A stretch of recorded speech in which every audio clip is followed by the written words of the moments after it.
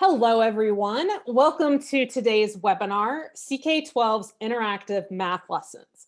I'm Lindsay, and I'm here with my colleagues, Sean and Katie, who will be taking you through CK-12's interactive middle school and high school math courses. We're so glad that you've all joined us. Before we get started with the content for today, let's make sure everybody is comfortable with the two Zoom windows. So you should be seeing two different options on your Zoom screen, one for Q&A and one for chat. During today's presentation, whenever you have a question you'd like the CK-12 team to answer, please post it in the Q&A window. That's the window we'll be monitoring throughout the presentation, and we've got a lot of CK-12 folks here, Star, KDH, Laramie, Paul, Vera, ready to type answers to your questions, and we'll also be fielding some of those live for things that need to be demoed. So the chat window is a place for community conversation. And I've been checking that out, and you all have been doing a great job with the chat window. But unfortunately, a lot of the messages just came into panelists. So if you introduced yourself, told us where you're from, told us that it's snowing, just make sure that you sent your message to all panelists and attendees so that everybody can see your message. So feel free to reintroduce yourself if you just sent it to panelists the first time. But in the chat window, feel free to talk amongst yourselves, share what you like about CK-12, how you've used it, for those of you who are experienced with it, or what's exciting you about the things that Katie and Sean is going to show you today. We're going to break a few times to answer questions live during this webinar, and then we always stay on at the end to address any unanswered questions. I also want to let you know that we are recording this webinar, and it will be available at www.ck12.org/webinars in the archived section in the next 24 hours, probably tomorrow morning. So if you're wanting to revisit anything you learned today, or if you're wanting to share this presentation with a friend or a colleague, it will be available to you. Okay, with that, I'd like to turn it over to Sean, who's going to tell you all about CK-12's awesome interactive math courses. Thank you so much, Lindsay. First of all, I just want to start off by saying thank you everyone who's here on behalf of the entire math team. We really appreciate you taking the time out of your day to come learn a little bit more about our products. My name's Sean. I'm the math content specialist for CK-12. Over the past 10 years, I've been lucky enough and crazy enough to teach every level from kindergarten to college. I'm a huge proponent of educational technology. I mostly teach math, although I did spend a couple years as a technology integration specialist. And so I'm always looking for different ways to blend technology and education together to create the best possible experience for students. I really want to work towards preparing them towards modern careers. And that's a passion that I took with me to CK-12. My first project with CK-12 was to write the 8th grade math FlexBook. The senior math specialist brought me on and he said to me, how would you like to design this? And I thought to myself, oh, this is my chance. This is my chance to design the perfect interactive FlexBook. So I thought of all these great ideas of how to put in lots of interactives and how to make them authentic and how to build the lesson around them. And I thought, okay, well, I'm just gonna pitch this to them and there'll probably be some back and forth and we'll meet somewhere in the middle. But much to my surprise, when I pitched it to him, he said he liked it and he wanted to make it. And so that's really what I love most about CK-12 is that everyone on the team just wants to make content that's going to help students and help teachers. That's the primary goal, and that's what drives everyone. That's why I continued to stay on. So I worked as a contractor. I did a lot of work on the middle school math series. I wrote a lot of the 6th grade interactive FlexLit and the 7th grade interactive FlexLit. And I'm currently working on an Algebra 2 interactive FlexLit as well. I recently was brought on full-time about 3 months ago, and I'm very excited to be on the team full-time. This is my first webinar though, and so I'm pretty nervous, but as all the teachers here can appreciate, I'm gonna do my best to hide it and power through. So with that said, let's talk a little bit about what the FlexBooks are. So our Math FlexBooks 2.0 are online courses populated with digital manipulatives, interactive activities, simulations, and inline questions. Additionally, the content in a FlexBook 2.0 is fully customizable by you, the teacher, meaning you can either write in your own activities or adapt the ones in the FlexBook to better meet the needs of your class. The rigorous 6th grade, 7th grade, 8th grade, Algebra 1, Geometry, and Algebra 2 courses each offer a complete curriculum that is also fully aligned with the Common Core state standards. These books can be supported as supplemental resources or standalone textbooks. And although we're focusing on the interactive FlexBooks today, there are other higher level offerings on CK-12 as well. Like everything offered by CK-12, the courses here are free to users. So as far as what's the cost goes, it's free. For how to find the textbooks or the FlexBooks, start by clicking on the Explore tab button at the top of the CK-12 homepage. When the drop-down menu appears, find the FlexBooks 2.0 option. And once you click on this link, an information page about FlexBooks 2.0 will appear. You can either scroll down to or click the Get Started button when the page loads. And from here, you can choose the type of FlexBook you want to use. CK-12's interactive FlexBooks 2.0 were designed from the ground up to specifically for Socratic hands-on conceptual learning. The courses were deliberately designed to demonstrate the power of digital resources in education, not just to adapt classic materials to a digital platform. The lessons implement the latest in education technology without the limits of paper-based instruction. These courses provide students with the digital tools needed to prepare for modern careers. Each course includes a full set of supplemental teaching and independent learning materials. CK-12's interactive FlexBooks are filled with interactives. This is a section from a grade 8 math course. The embedded interactives allow the students to explore the math in real-world scenarios. The students can read through the text, look at pictures that support the content. Each lesson contains several sets of inline questions, which sporadically lead the students through the content while providing immediate and specific feedback to the students based on their answer choices. The students can manipulate graphs, figures, tables, and equations. The courses even have full screen interactives like Plix and simulations. In this course, the interactives are designed to be an integral part of the lesson, not just supplementary. This is cutting edge online educational technology.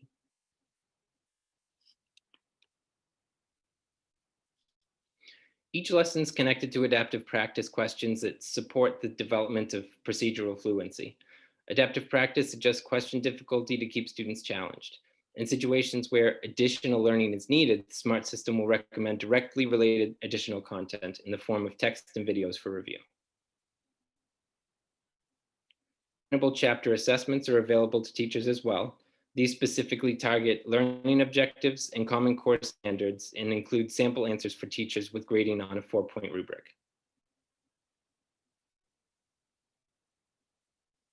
All these pieces work together to create what isn't just a digitized textbook, but a showcase for digital native teaching and learning. Okay, I'm going to go into a live demonstration of a couple of the lessons. So I will share my screen.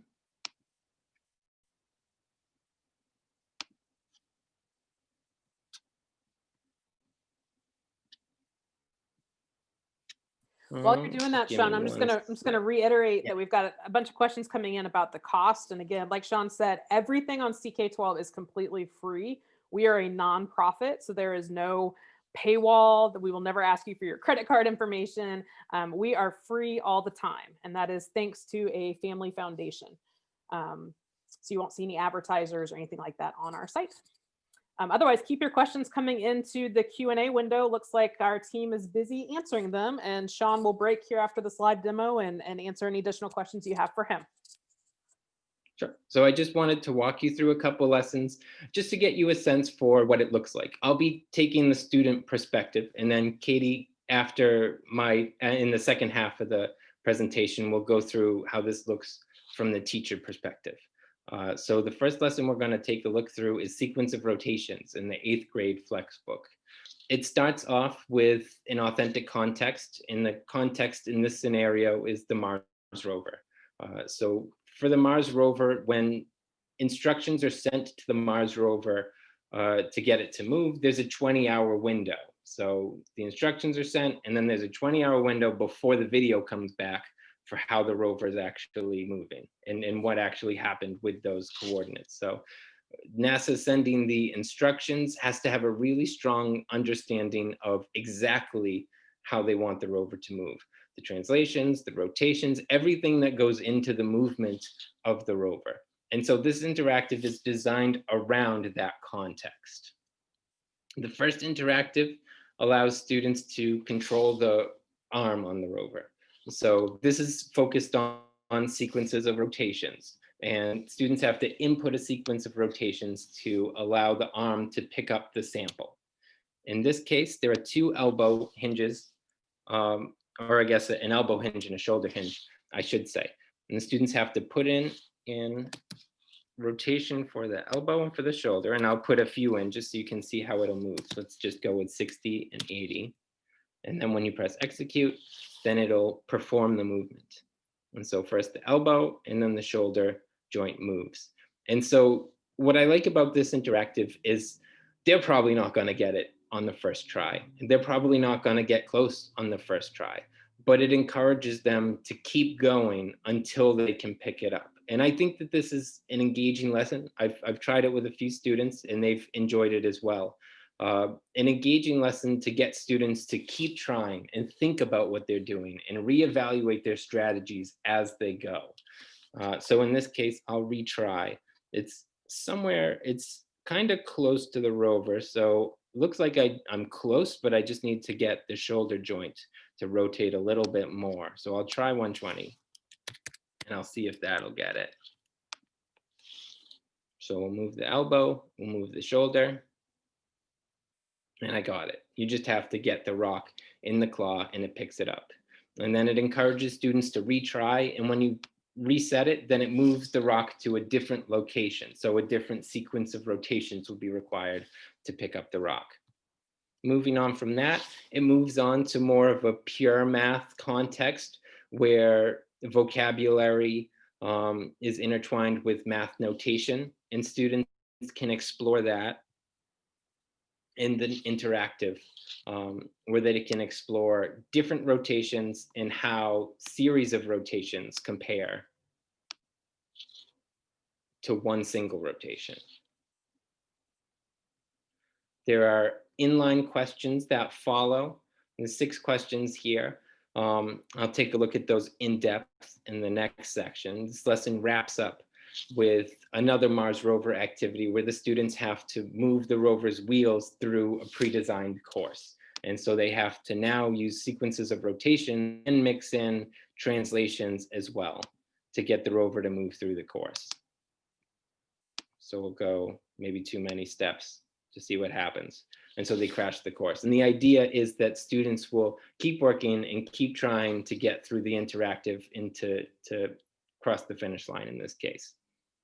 This one's also followed up with inline questions as well. Most of the interactives have a set of inline questions afterwards to guide students through the interactive, to ensure that they're understanding the math behind it and that they're not just playing the game for fun, but they understand and aware of the pedagogical motivations that went into its design. And so the question here, what types of rigid motions are used in the activity? I'm just going to say, we'll say slides and let's say translations and reflections. So if you see that, it says, oops, not quite. The rover does use translations to move from place to place, but reflections, flips aren't used in the simulation. So each of the questions has specific feedback based on that choice. So you'll notice that this answer talks about reflection specifically, which was the wrong part of their answer or the incorrect part of their answer. And so it gives them feedback. It doesn't give them the answer, but it helps them find the answer. And so they can keep going until they figure out that it's rotations and translations. And then there's lots of different types of questions in the inline question sets. There's multiple choice, there's select all, there's short answer, there's matching, and there's many more questions. And they're all blended together to promote different strategies of engagement. At the bottom of the practice, you can find the link to adaptive, or sorry, at the bottom of the lesson, you can find the link to the adaptive practice. The next lesson that we're going to take a look at is in the 6th grade book. And so I'll use those same instructions from earlier. Click on Explore, click on FlexBooks 2.0 in the drop-down menu, and then scroll down to find the book you want to use. And we're going to click in the 6th grade book, and we're going to take a quick look at 2.9, percentage of an amount. So when you first click on the link to the page, it takes you to the overview page. It gives you a description of the lesson, and it also gives you other ways and other modalities that you could approach the content and that you as a teacher could share with the students. There's text, there's videos, there's real world applications, there's Plex interactives. And when you click on them, you can still find those in the lesson. They just appear in the toolbar on the top right under related content. That's where you can access all of those after you go through the initial overview page.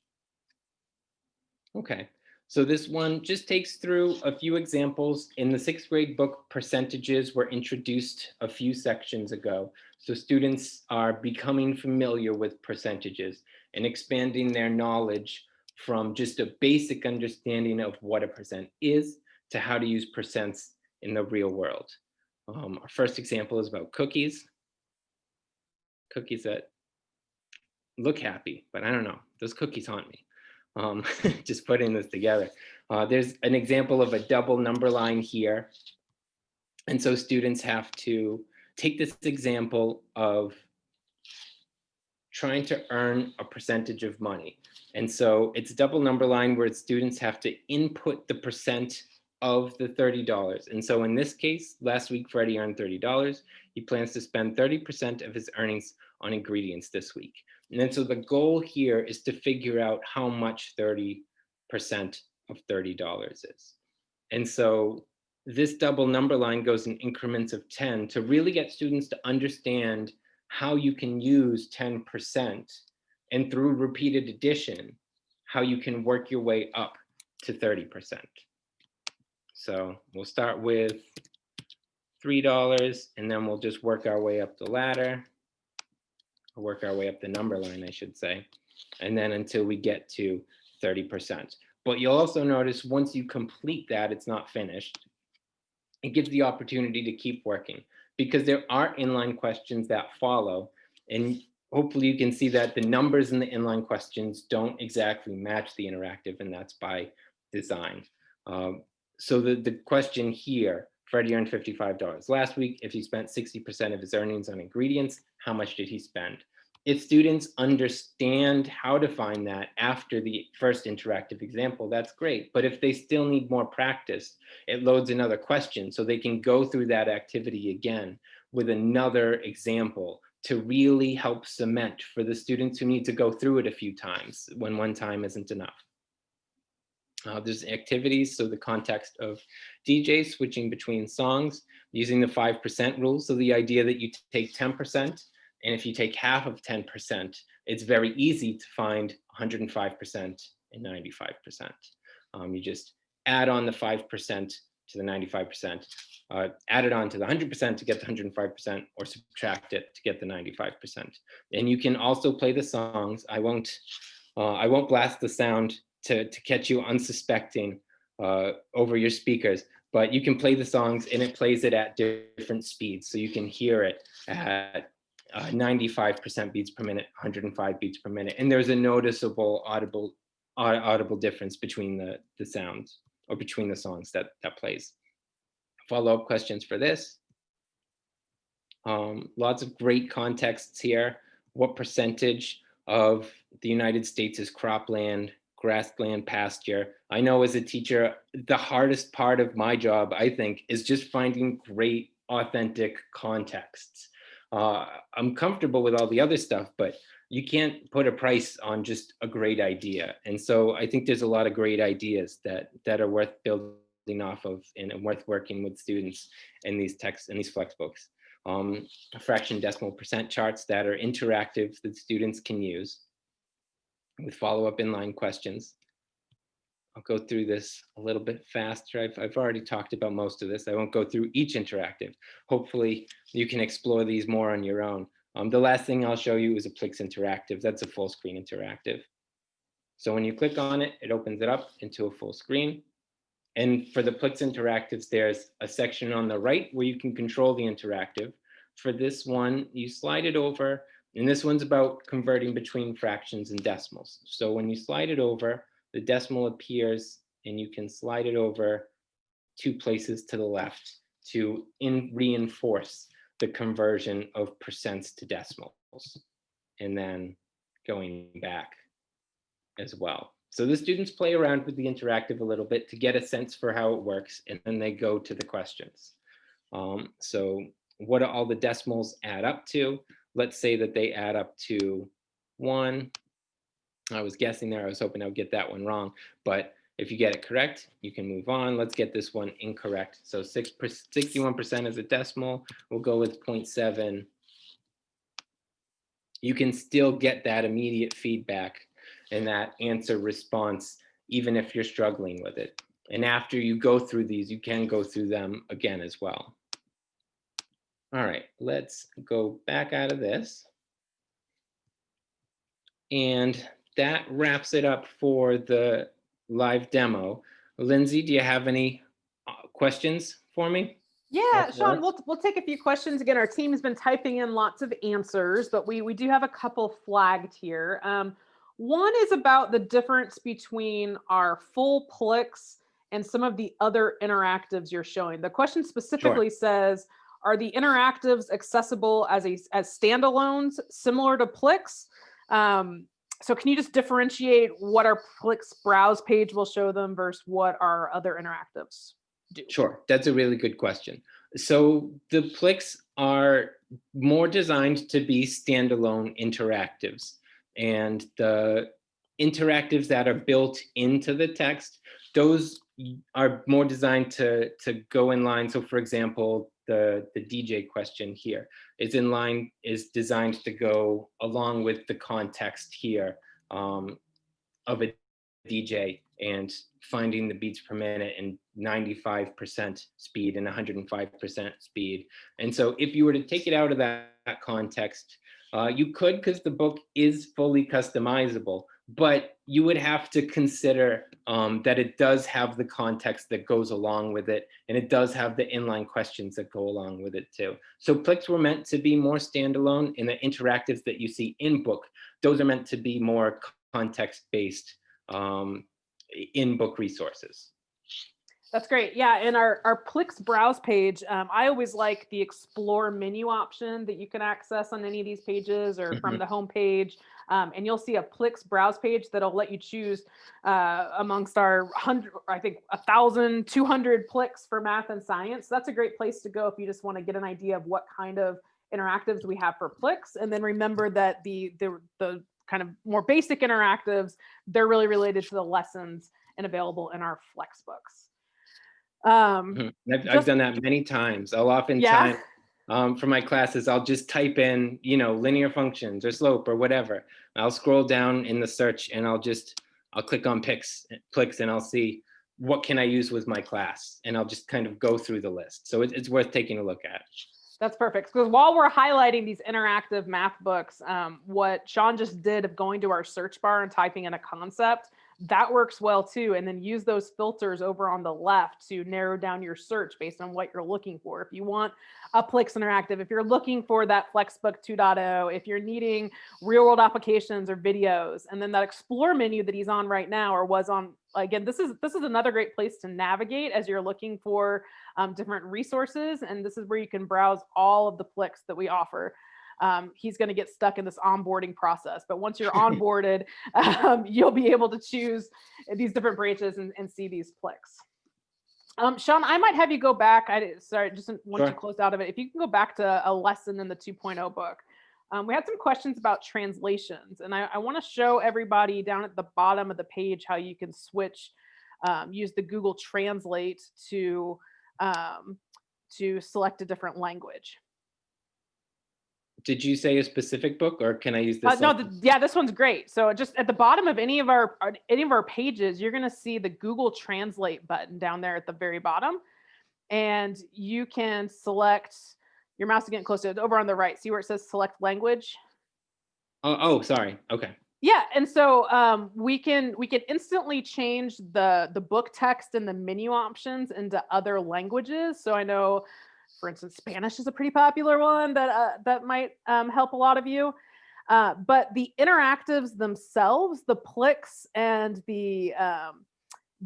well, Shawn, actually, I'll toss that over to you. Of what gets translated in the math world as far as these different inline questions and Plix? So the inline questions get translated. The text in the book gets translated. And then I know Katie was working on a project to translate the interactives.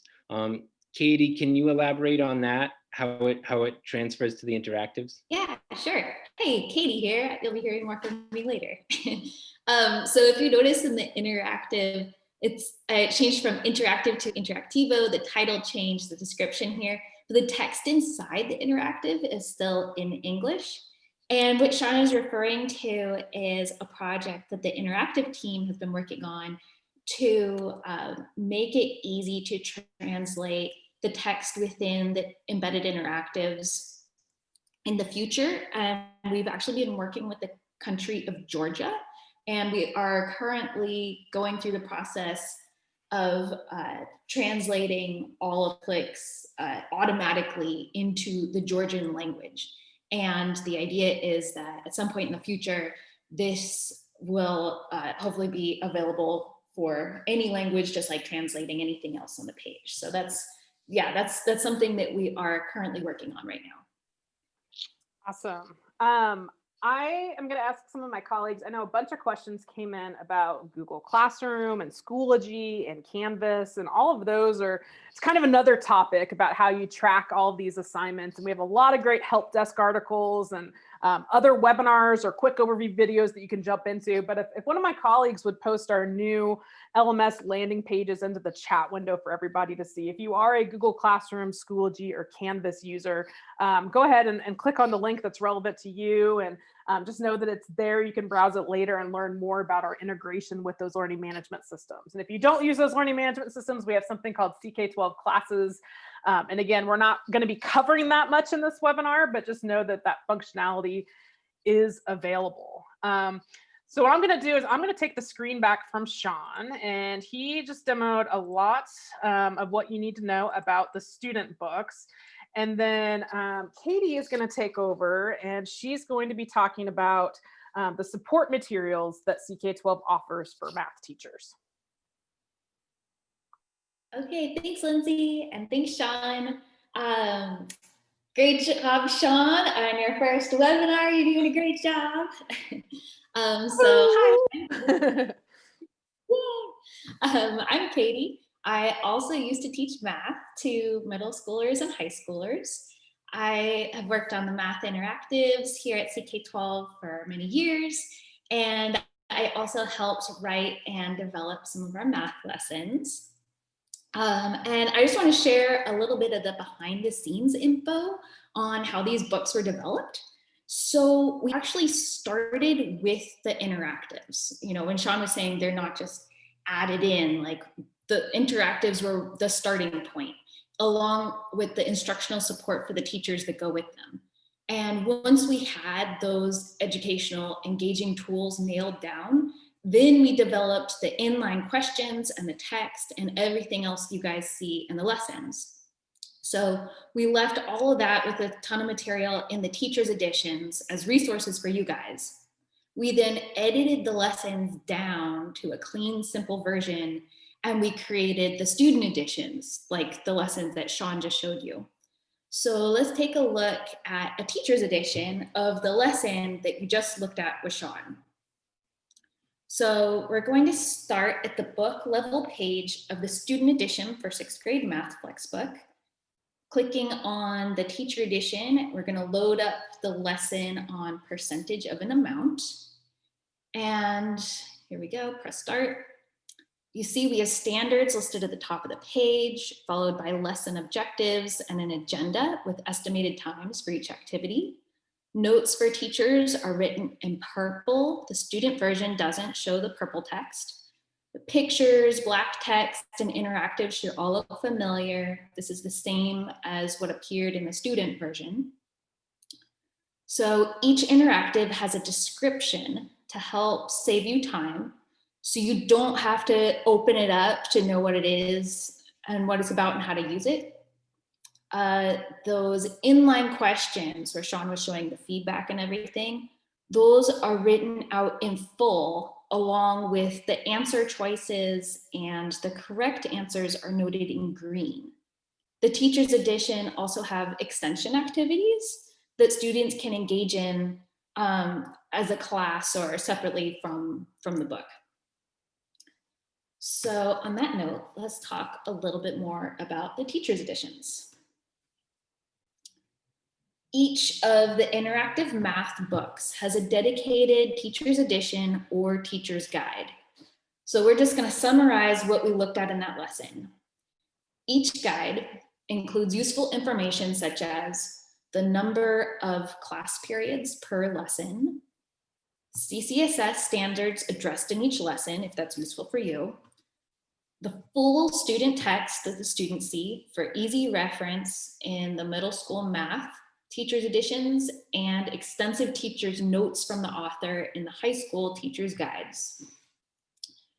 You'll see expected learning outcomes for each lesson, teaching notes for the interactives and the inline questions, and suggestions for related modalities. These also include suggestions for scaffolding, and we'll discuss more about this in a little bit. So additional sources such as hands-on activities and cross-curricular suggestions and chapter assessments with answer keys. All right, so you can find all these awesome teacher's editions via the link on the title page. That's the table of contents of the associated student edition.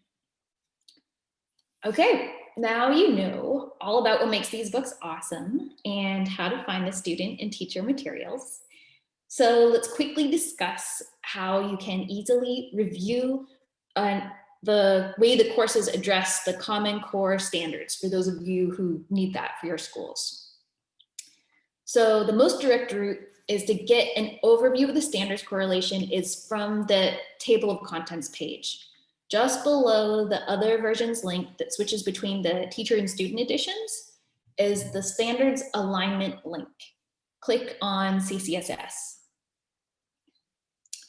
So by the way, CK-12's integrated platform is perfect for Common Core instruction.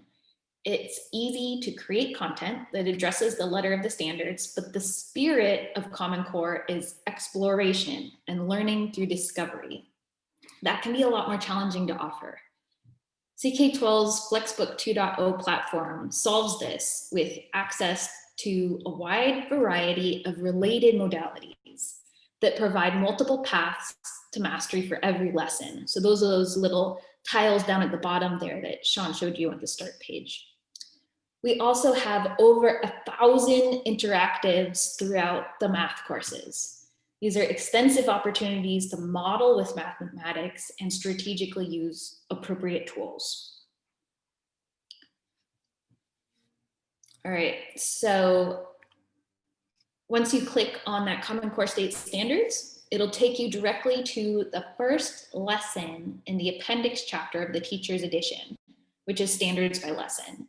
This shows the focus and additional standards addressed in each lesson for the entire course. This information is also located on a per lesson basis at the top of every lesson in the teacher's edition, like what we looked at earlier.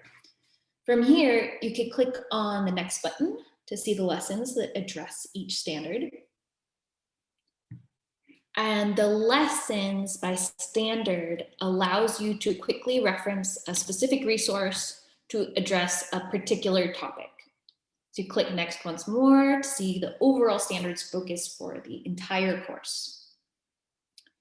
And focus standards is a high-level review of the portion of the course spent on major, supporting, and additional standards. While the content in these books covers the standards, it was largely designed around key educational content and fun and engaging interactives.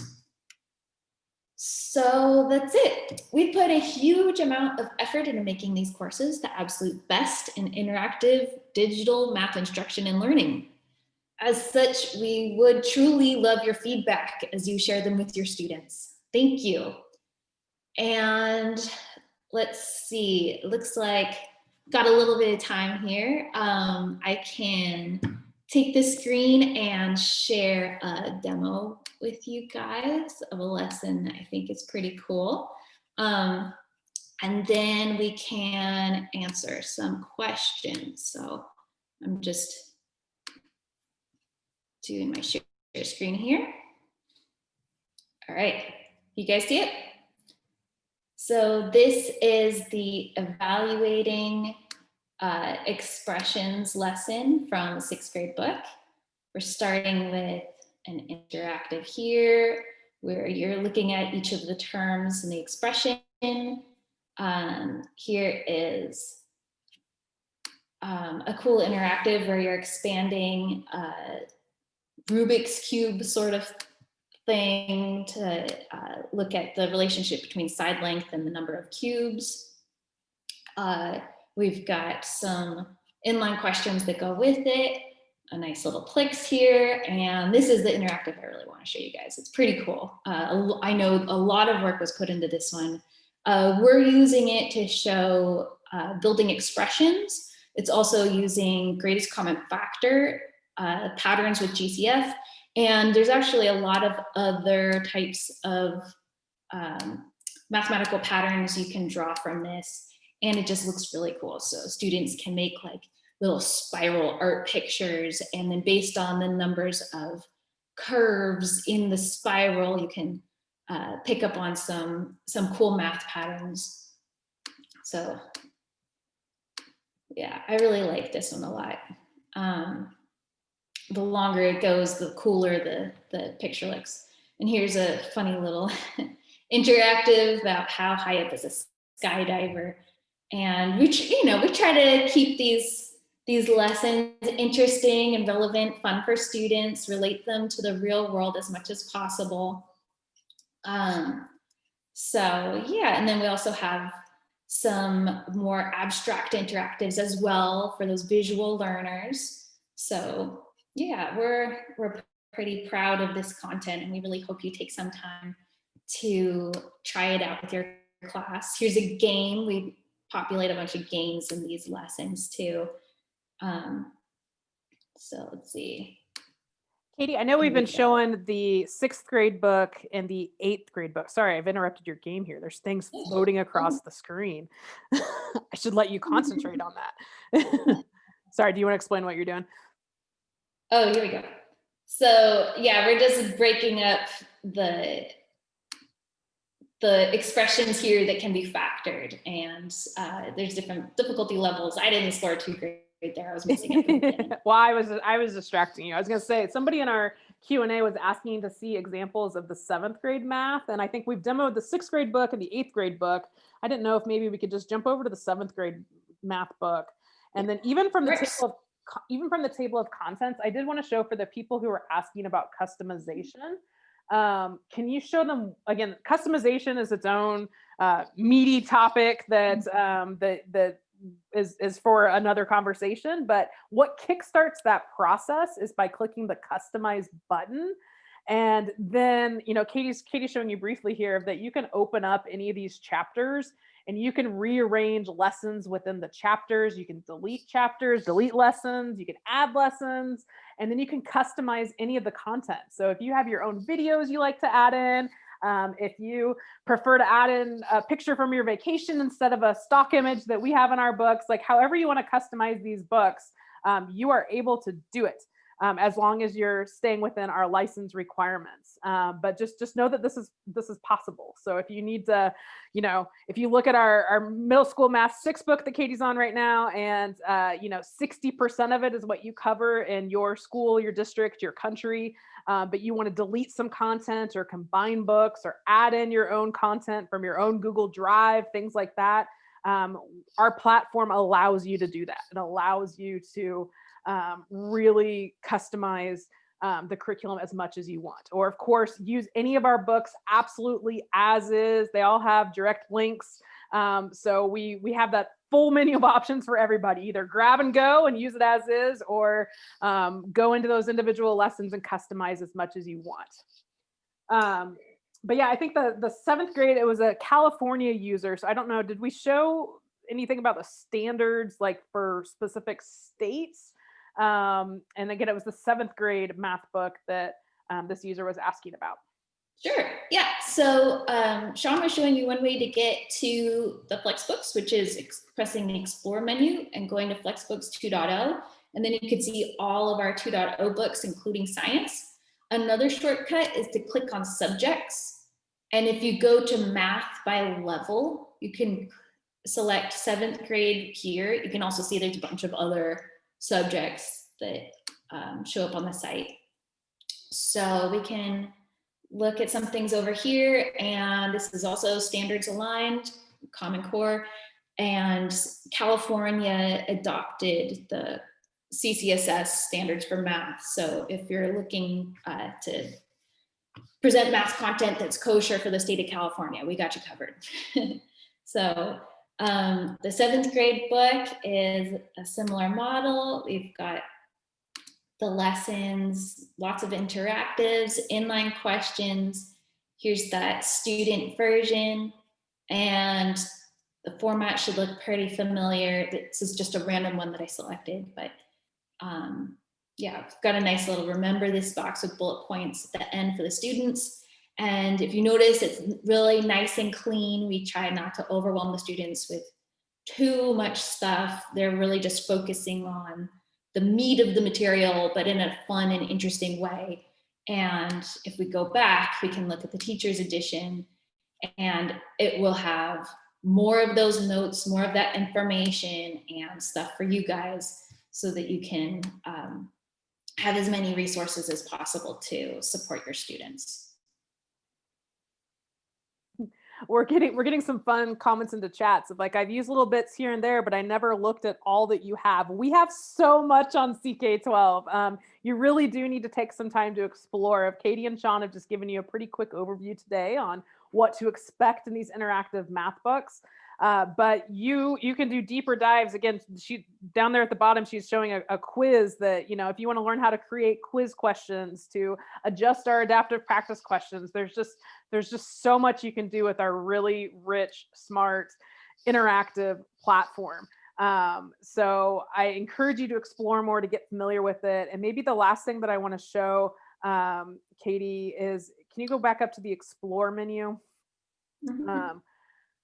Again, I like navigating from this Explore menu, but go down to the webinars page. A lot of people were asking, where do you find this recording? And it's going to be on the webinars page tomorrow morning under the archived section. So you can see that, we have the upcoming webinars, but then you can scroll down to the archived section. And if any of you are intrigued about customizing books or creating quizzes, any of those kinds of things, there is an archived webinar that will talk you through all of that.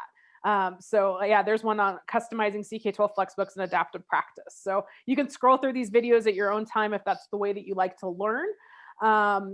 Yeah, no, we've got them on a variety of topics. We have learning management system ones and those new learning management system pages. So I think our Q&A window is empty. So I'm going to go ahead and thank Katie and Shawn for guiding our instruction today. And then I just encourage all of you to do some exploration, to reach out to support@ck12.org if there's anything we can do to help you. And just get started somewhere, see how your students react. I think they're going to be really excited with all this interactivity.